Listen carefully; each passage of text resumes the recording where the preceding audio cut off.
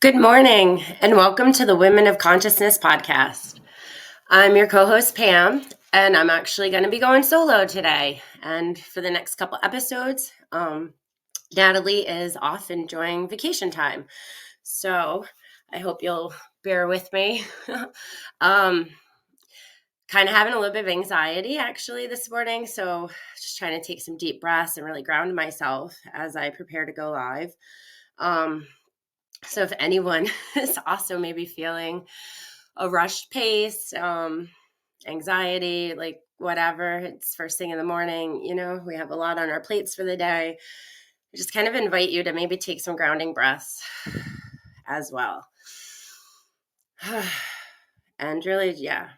So, and with that, just kind of, I'm going to begin. So I was thinking about really exploring, discovering our personal myth. Natalie and I have been diving into twin flame myth a few episodes now. It's a myth, story, reality, experience of life that we're both very, very familiar with. And it's become, deeply ingrained in our heart. And lately we've wanted to, I think, just protect that myth and really like set some truth around it. But today, like, I'm gonna kind of avoid going down that road and go somewhere else.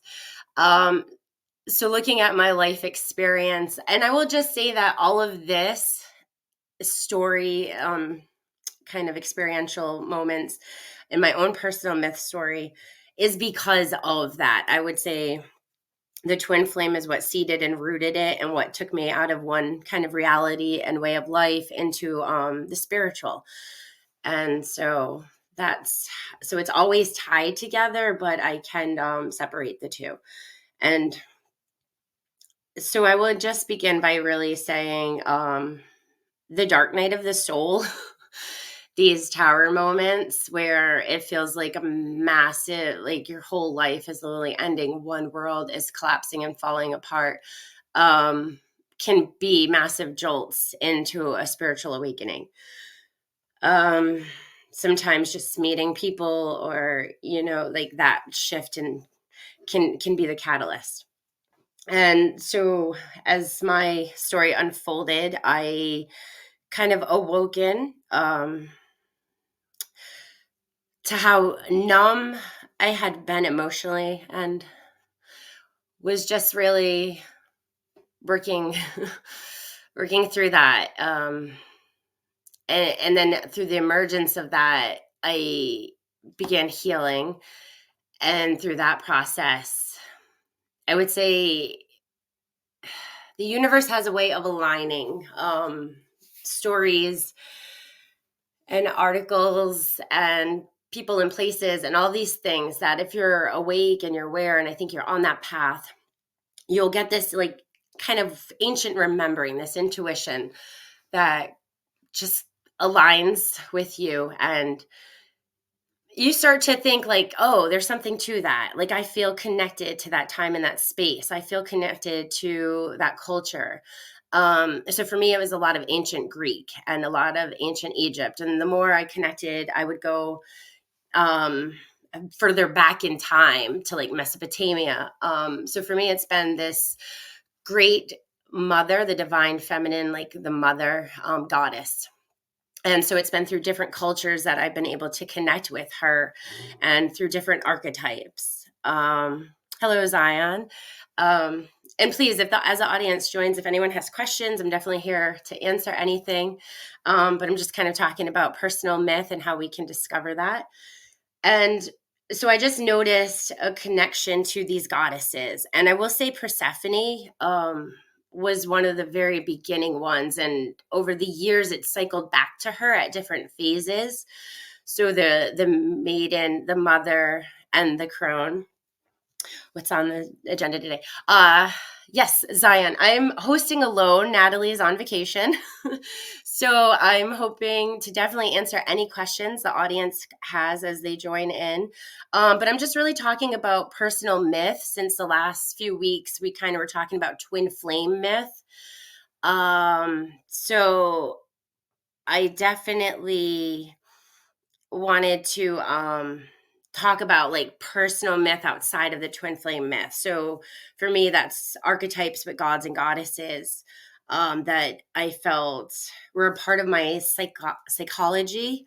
Might rate your personality, kind of characteristic traits, archetypes within. And then looking at astrology and studying astrology, that was another way that I really saw them emerge and saw them reflected. Um, and so I think the importance of understanding our connection, our fascination, our interest to different cultures and different civilizations can be possibly a tie to past lives. It can definitely be like karmic stuff playing out. So I feel like the more that we acknowledge that and read about it and sit with it, allow us to see what arises, like how we resonate with it, like what about that story. So for me with Persephone, there's a lot of aspects to her. So this whole kind of maiden young woman that walked the earth very naive and beautiful and innocent, like who was kind of chosen by Hades. And there's that whole pulling and the raping or whatever, but this pulling into the underworld against her will. And then she eats pomegranate seeds, and like it's how she just kind of winter forms or whatever by her being there that 4 to 6 months of the year. So there was a lot of the story narrative that I saw as similarities and synchronicities and patterns that were playing out in my life. So definitely some very dark masculine energy, coming from even like my ex-husband. I was 16, 15 when we met, but 16 when we had our first child together. Stayed with him till 32. So yeah, I had to grow through a lot of phases after that because I had missed a lot of milestones. And so it was all of that innocent naiveness that I just stayed put in this place by this captor. Like, I mean, I hate to say it like that, but it's the truth.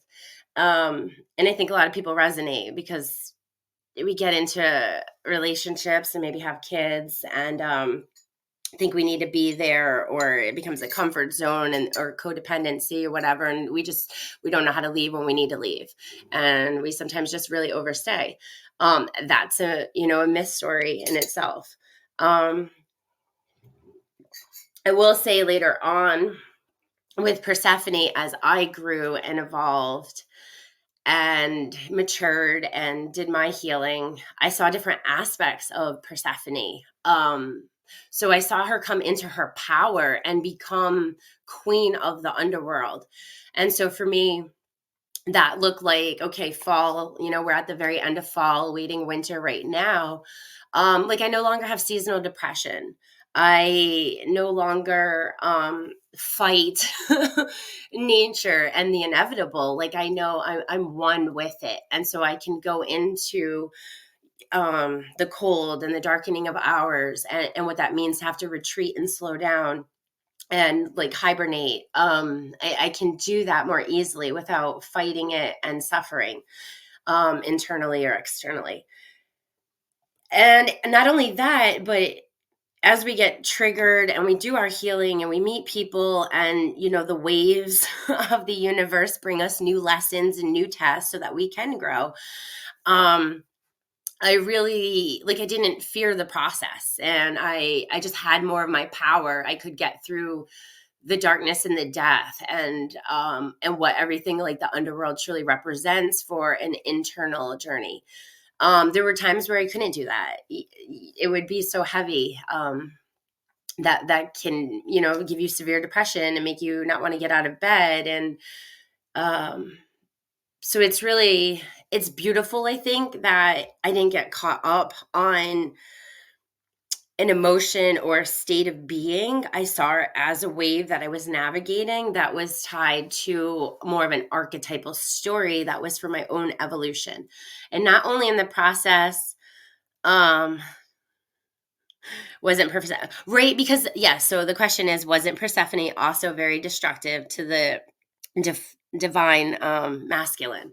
And yes, like the feminine, when she is wounded, is destructive. She is self-destructive, she sabotages, she hurts the masculine.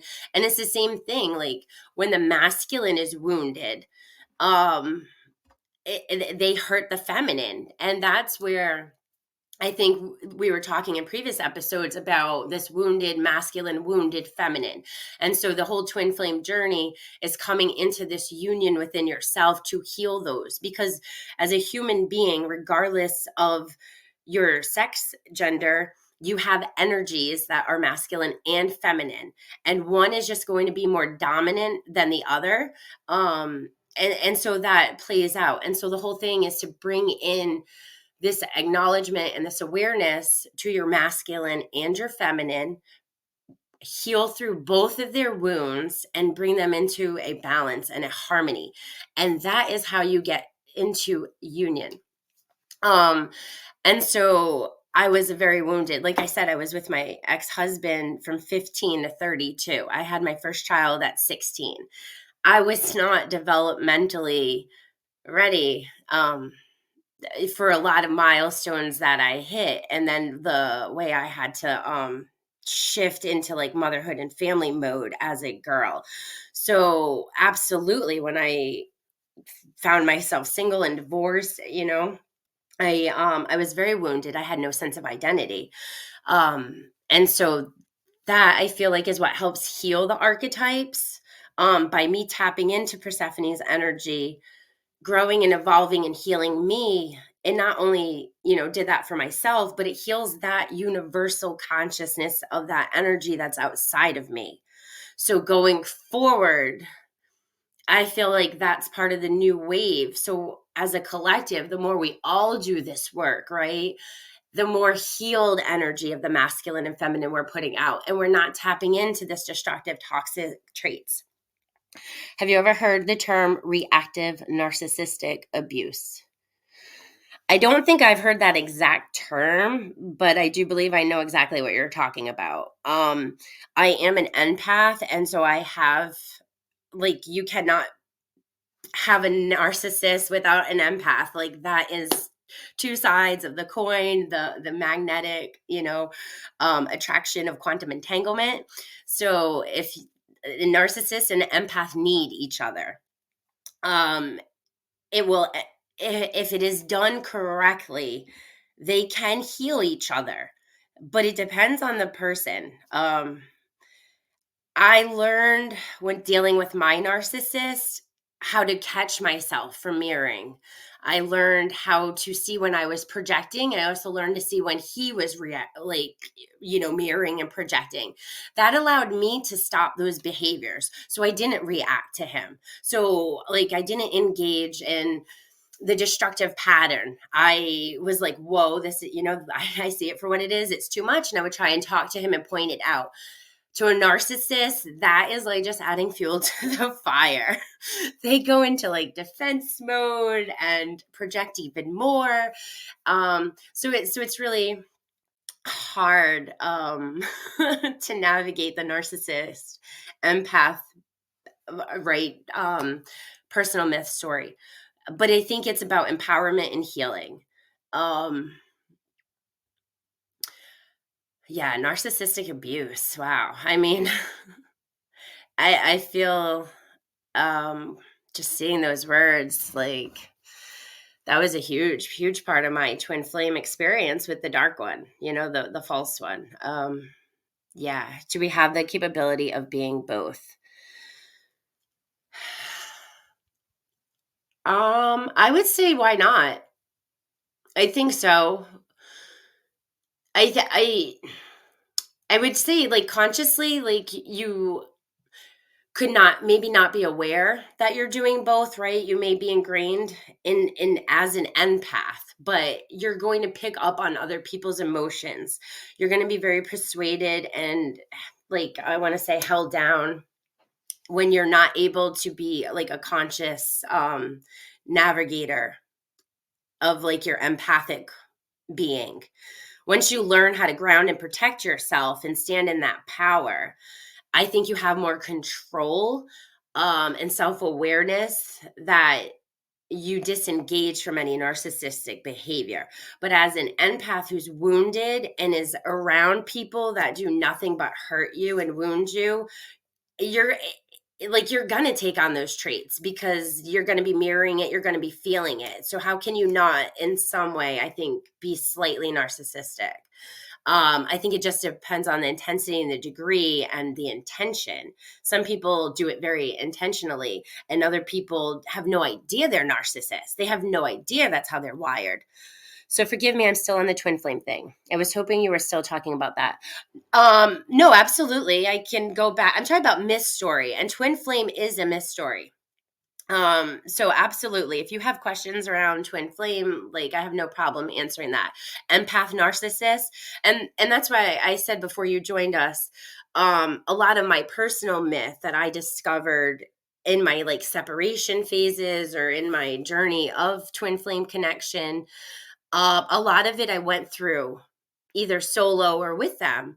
I so it's hard. It's hard. It's like this woven fabric that you're like trying to take apart thread by thread. And so it's kind of hard to leave out the twin flame part of the myth because it is the root. It is the seed that caused all of these roots. But at the same point, I've tried to navigate it for years without talking about twin flames. It wasn't only until recently with Natalie and the way culture, I think it's been waking us up more as a collective to twin flames. And I think that is the myth story of Gaia and the collective consciousness having her own myth story and her own purpose for humanity that we are not always fully aware of or connected to. So I think that's why right now, all of a sudden, this twin flame thing seems to be like in your face and on the rise. As part of the paradigm shift. So if you have any questions, please feel free to ask anything.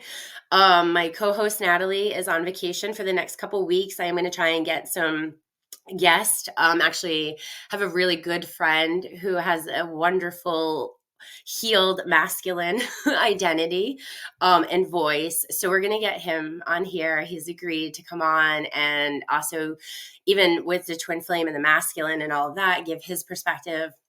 So I'm really excited about that. I will say I recently celebrated my youngest son's 10th birthday, and I have been very much aware of initiation, again, as my own myth, this process of rite of passage and being called, I think, by the universe, by this higher spiritual power that is giving me this gift of like plant medicine and insight and knowledge. And so with my son, I've been very much aware of raising these boys and wanting them to be in a healed masculine energy. And so I've been thinking about this initiation into manhood and how boys don't have that. And so with his birthday, I made that very clear. I wanted to celebrate that. And so that's one thing as a family we've been doing recently, and I plan to be doing over this holiday vacation that we're having. So I'm going to tap into the elements, and we're going to, go do a cold plunge in the ocean. He's done some cold baths, and he really liked that. We're going to do some breath work to tap into air. Collect firewood. I'm going to have him build a fire. I do lots of ritual and ceremonial fires. But I'm going to let my son build it. And I have these beautiful like wax, fire starters. So I'm going to, guide him through the process and let him feel this kind of seed being planted on this initiation calling into manhood.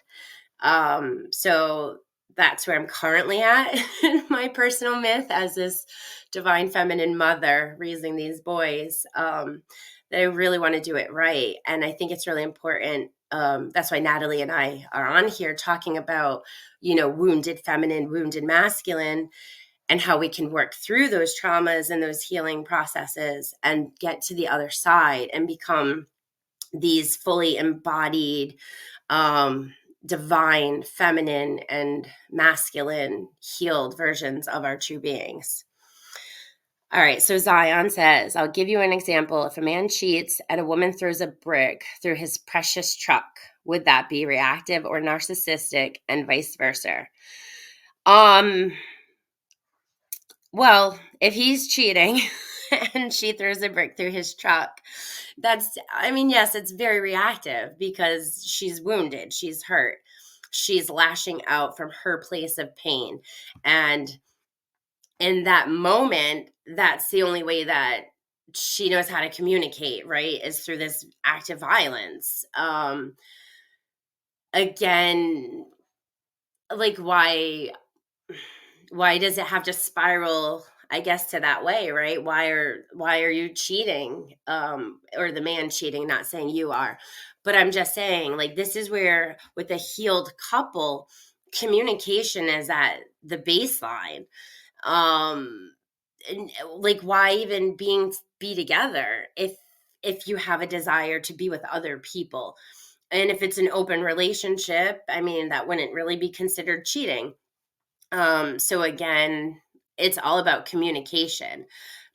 But yeah, I mean, it's an act of violence. So that's definitely coming from a wounded place. Because me, like, if I was cheated on today in this very moment, I would be super hurt. I'm sure I would cry. Like, I would isolate for a minute and I'd work through my emotions, and I'd probably, have questions. Was it me, my fault? But then I would want to communicate. I would want, as awkward and uncomfortable and as painful as that is, it's all about getting into our vulnerability to get to our healed sides. We need to be vulnerable with ourselves and with each other. Cheaters are all trash. Sorry, I apologize. No, that's fine. I mean, when we've been cheated on, we definitely, that becomes, right, part of our myth story as well. There's a lot of tragedy. Like, we want to believe in a fairy tale love story, and then when we get cheated on and we get hurt, it's hard to believe, that love exists or that people are out there. And that's when we start closing down our heart chakra. And that's when we start closing off our throat chakra. And we start causing these blocks of energy within our body, because we're wounded. And so that's, again, something, that energy will arise and come up, to help heal those wounds. So if you've been cheated on, and you've closed down your heart, and you're going on with your life, there's going to be a moment in time eventually down the road that the universe is going to be like, oh, are you ready? Are you ready to get through this? Are you ready to learn your lessons? And so they're going to bring somebody into your life to trigger all those wounds. And then it's, how do you react? I mean, narcissistic, I would say there's characteristic traits to that. That is a very specific personality trait, and not everybody is narcissistic. But if you can notice, like, yeah, you're being gaslighted and manipulated, then yeah, I would probably think like that's a narcissist. If it's someone who's just really has abandonment and rejection issues, and you're hitting a massive wound for them, and so they're freaking out, then it's just showing you a core wound. I asked her that all the time because she still cheated and kept coming back to me. I'm at this point ready to concede she is a false flame, but I can't break the connection without her because of the quantum entanglement. And I understand what you mean. I did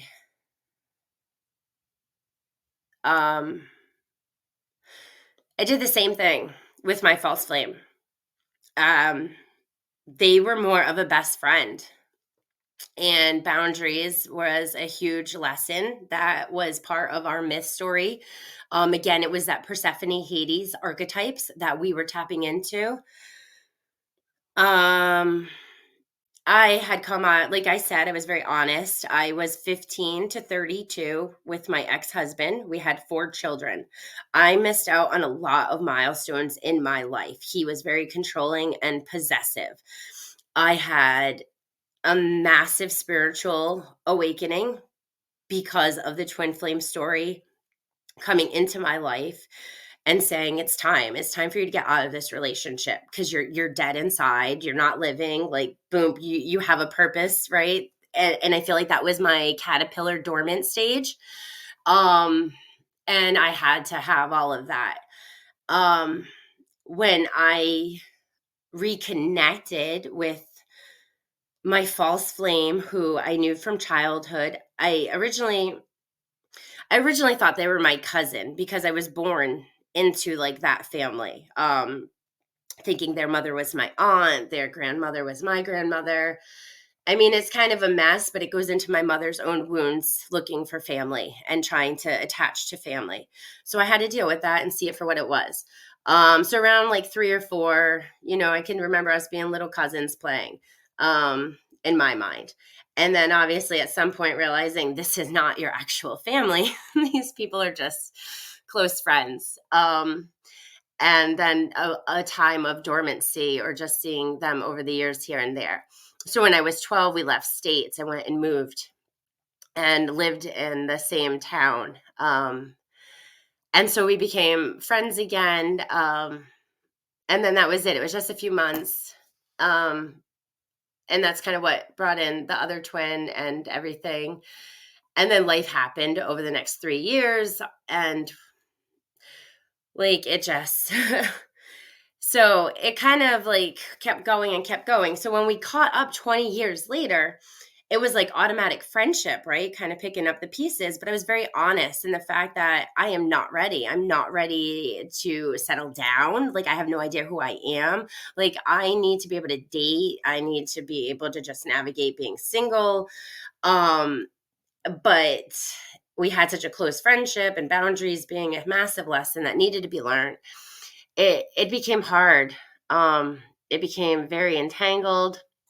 It became very traumatic. Absolutely. It became toxic. He was tapped into more of demonic, dark energies, where I talk about like Persephone and goddess of the mother goddess energies. His was Abaddon. His was Hades. This Lucifer, dark energy.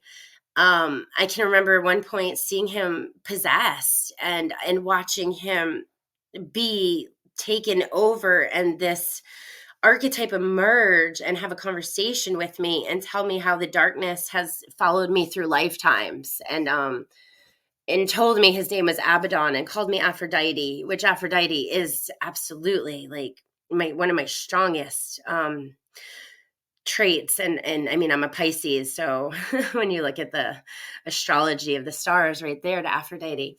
But so yeah, that quantum entanglement, you cannot break it. And you will keep coming back and forth to each other, because that's where you're learning. That's where you're healing. My empath was getting, her power sucked out of her, while his narcissist was getting all of his power fueled. So that whole power dynamic was a massive story for us. But when it was good, it was so amazing. This was my best friend. This was the person that I connected with unlike anyone before. We could sit and meditate with each other. We could go into stores and buy crystals and have conversations around stones and pull cards. We could go to rock concerts and movies and out to dinner, and everything was like 50-50. It was experience as I had never had. And so it was hard to break that, because like I wanted that, but at the same point, I didn't want a relationship. So there was a lot of pain. I caused a lot of wounds and a lot of pains to him. So earlier when you had asked about, the feminine kind of causing wounds and whatnot and being narcissistic and those things, destructive to the masculine. Absolutely. All right. So the Hades Persephone relationship in real life. Yes, I would say that was our myth story. We were tapping into those archetypal energies. So for me, part of the myth story and archetypes like Hades, Persephone, Aphrodite, Aries, That has arisen from my psyche, from my soul being. The more I have tapped into altered states of consciousness, the more like past life, the more that I have just chosen a relationship with myself and with the universe. um they've just arose, and I'm like, oh hey, okay. Like, here's a new cycle beginning, and I'm feeling Artemis this time. So I know it's about tapping into this wild woman, very independent energy. Or, okay, this is a new cycle, and now I'm feeling this Aphrodite arising, and it's back to beauty. And I'll say I had a wonderful experience with her once back in 2020 when COVID happened. Um, for 2 seconds, I had connected with a person, and I think they helped kind of inspire some of that energy to rise. But I had started channeling and downloading. I go into like trance states when this happens, and it's very poetic, and it's, maybe like a meditational period, right? It could be just a few minutes. Um, but I was out walking and connecting with nature, and I felt called to go sit in this spot, and Aphrodite like just came, and I could feel her energy coming in, and it was all about rising in this power of the feminine beauty. Right? She represents finances and fertility and love and beauty. So it was really tapping into a new level of her qualities and traits. And I came home, and I got really inspired, and I stripped my whole bedroom and I sanded and I mudded and I painted and I did everything. My walls were white and very plain, and I was tired of that. And so I went with purples. It's my favorite color. So I did purple walls and a purple trim. And I spent 3 days tapping into a balance of my masculine, because I tell you, like, sanding and mudding, I didn't like the way it felt. I didn't like the way it sounded. It made me really respect the masculine energy and guys that go into like carpentry and building houses and all of these things, because here I am on a ladder. I'm like painting the ceiling and, going around the room, and I didn't do tape, and it was just like, I got this. So for me, it was this beautiful balance and harmony of my masculine and my feminine. And when the room was done, I'm a pagan, so I like to do like energy work with nature and the elements, and I protected my space, and I connected with the four corners and the directions and the elements, and I did some protection spells. And then I refurnished it. I bought like a new dresser and new mirrors. Like, I brought in all, like, I got rid of my closet doors, and I hung up these curtains. And so it was this whole brand new energy of the goddess, like in her fullness. And it's the most like sacred spot in my home, and it's the most comfortable. Um, and so that was just over like 3 or 4 days of being on this wave of that energy. But that was just one little tiny aspect of this beautiful myth story. All right, so Zion has. I've been looking for closure from her for years. She has been ultra resistant. As you know, that which we resist persist. Oh my gosh, absolutely. I say that all the time. I've had several encounters with her from the universe, some of which I don't believe she's aware of. My question is, if you happen to be able to heal the wounds you made, would you? Is there any hope I can get her to give me closure so I can have healthy relationships moving forward? I really relate to a lot of what you're saying.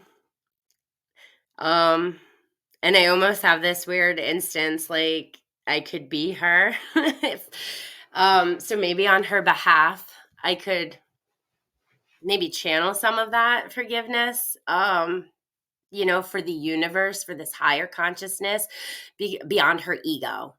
And I think that's where you need to look at it. Maybe her ego is still too wounded or fractured or still in its process, right, of becoming and unfolding. So connect on a spiritual side.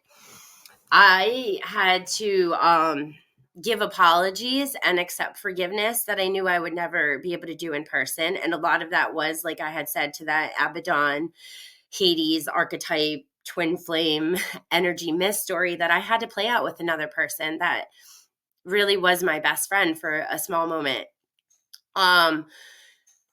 If I could meet him today, being who I am today, our stories would be completely different. I would have the boundaries in place to absolutely be just the friend that they always needed. At that time, I needed that toxicity.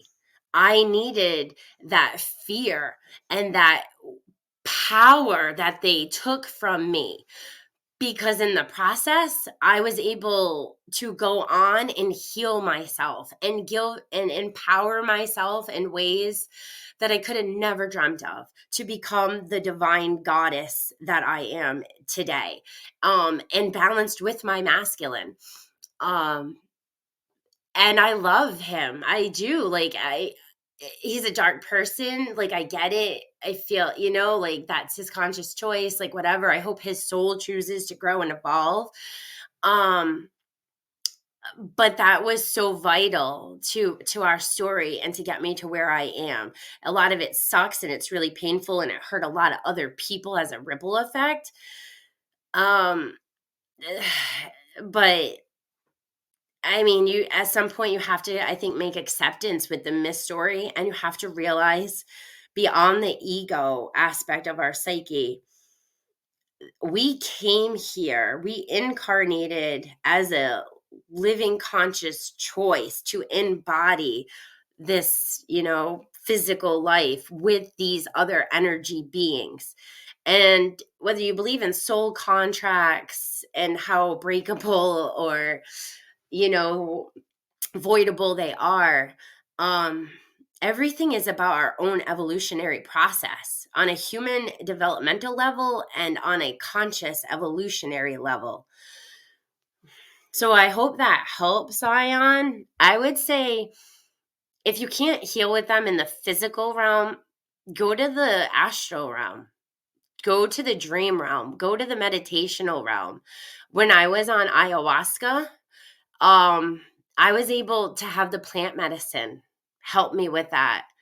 um when I've done shrooms on other plant medicine journeys, I've been able to have the plant medicine help me with to see the connection clear, to see like why those things had to happen, and to be able to just find forgiveness within myself and for them, and to really, not only the forgiveness, but to see the beauty and the love and the appreciation for the story, even though it's so much wounds and pain that arises from it.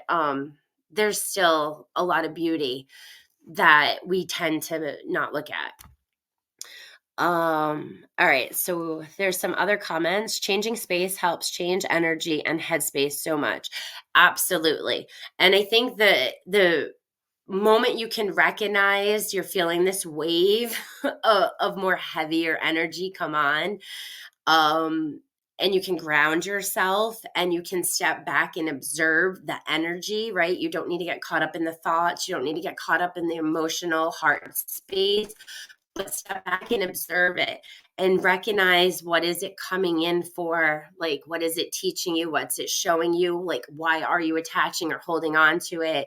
Like, just to be able to work with it, that can show you a lot of where you're at in your own journey.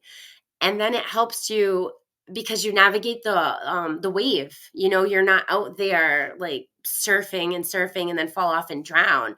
You can literally like ride the wave successfully and boom, go on with your day.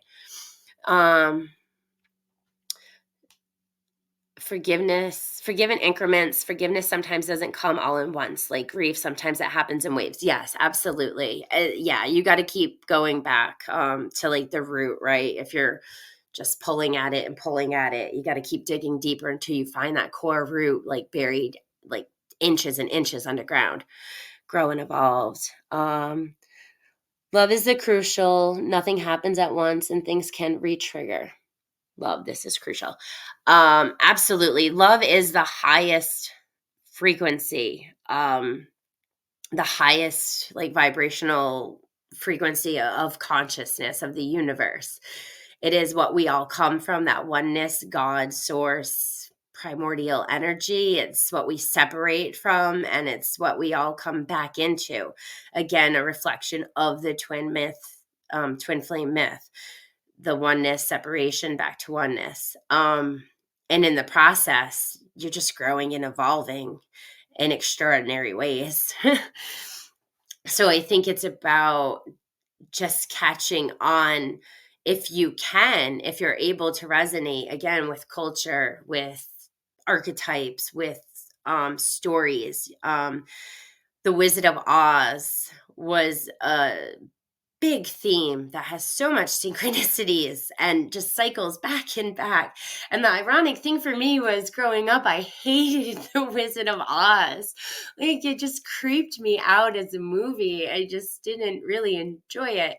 And that became one of my most biggest themes, that I just ran into all the time. And I realized I was Dorothy, right? I wasn't thrown from Kansas into Oz, into this magical world when I had my awakening.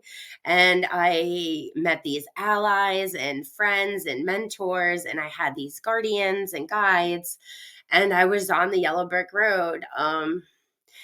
And I had to learn, right, to navigate those things. And some people were toxic narcissists that I had to learn from, and others were beautiful, the most beautiful twin flame soulmates, or just soulmates that I could have ever imagined aligning with. I've so many beautiful, healed people, an amazing spiritual community I've been truly blessed with in the past year.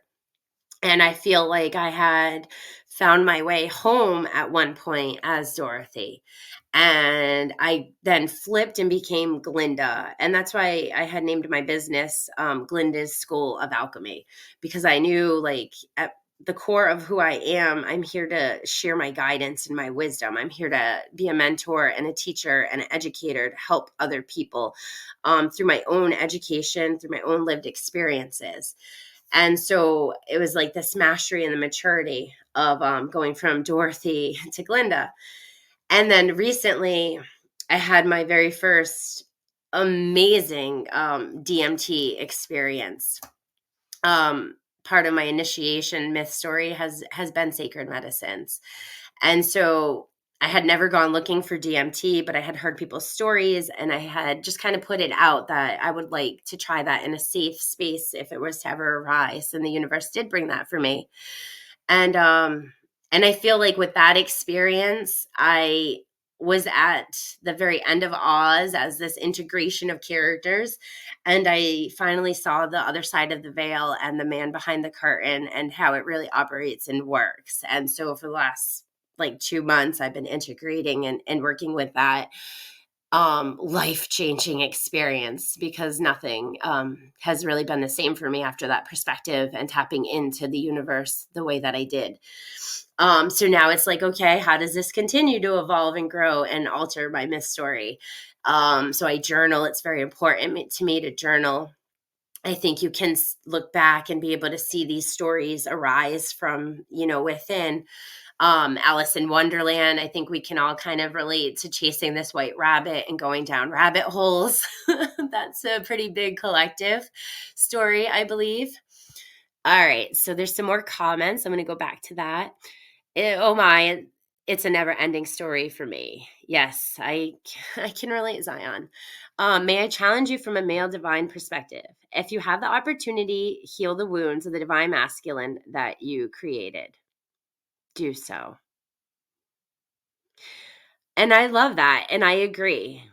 And for me, I have done that as much as I could when I could, because I know it wasn't just one person. Right, I have, and that's the thing, is the feminine, like, there was a lot of responsibility I had to take with the energy. I was not aware of the Aphrodite energy that I carried and emitted. I wasn't aware of how that made men see me and feel comfort and nurtured when with me. Um, and so when I needed to do what was best for me and move on and things like that, right? That ending of energy entanglement can cause triggers because you don't want to lose what feels really good to you, you know? That causes an ego death when you don't know how to like continue on with this person that has now become a part of your path or your phase. Um, and so for me, it was like, no, I got to go. Like, I learned what I needed to learn. We're not on the same spiritual plane. Like, I did my shadow work, you know, like, you got to deal with your own abandonment, rejection issues. And if I'm triggering that for you, I'm sorry. So the more that I came into my power and into my healed version, I didn't wound the masculine. I could walk away from relationships without wounding them. And if they were wounded, it was because it was triggers that were already there. It was already issues that they hadn't healed themselves. And until they do the work, any woman that they meet or align with, any feminine, or whatever, you know, or person that's there to fill that energy space, regardless masculine or feminine, it's going to trigger those wounds. It's going to cause, you know, that to come up. So I think it's really important that everybody again does the healing, because the more you heal yourselves, you don't go around healing hurting other people or wounding them, because again, you know how to exit relationships, you know how to communicate, you know how to navigate the whole entire process of the relationship, knowing it's about vulnerability, and connection, and communicating honestly. um but I agree, you like, yeah, if you ever hurt anybody, like, yeah, I think owning that responsibility and taking care of that, because why do we want to hurt people? Why do we want to keep causing, you know, this ripple effect of closed off heart chakras? That's not good for anyone, and I don't have that intention at all. I actually have tried to maintain friendships with some of the relationships. But in the case of the dark energy with the Hades Abaddon, I had to have a court order for protection. There was stalking and harassing that went beyond me. He was stalking and harassing family, like my children, my friends, people I didn't even know, like strangers. He would just make it, I don't even know how he went after strangers, but he just made like these connect the dot assumptions and then message them. He did fake accounts. I lived in fear. I have security cameras on my property. So absolutely not. That is not that is why when you were talking about not being able to connect in the physical realm for that apology, I completely understood. That was something that repeatedly, time and time again, has healed in the dream space on on its absolute own, without, you know, my intentions, or I have intentionally written out a letter and then burned it in a fire, knowing that the universe will bring that message of healing to that person.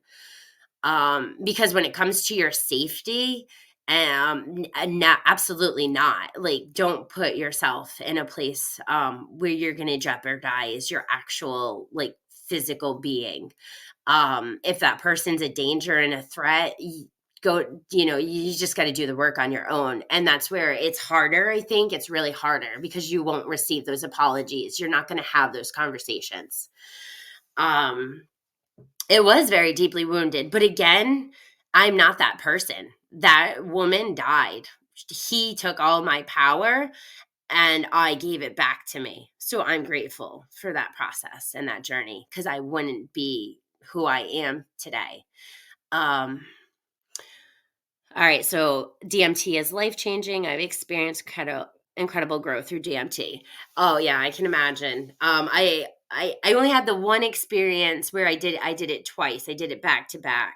And that was profound. But I'm in a sacred medicine sacrament community, where we do plant medicines. It's something I feel that, again, because I've done this work as an alchemist, part of my myth, the universe has initiated me onto this path. And so it was pretty amazing that I've been able to receive these gifts of seeing the structure of the universe. And that's something that as I grow and evolve and, integrate and understand and can piece with my life experiences,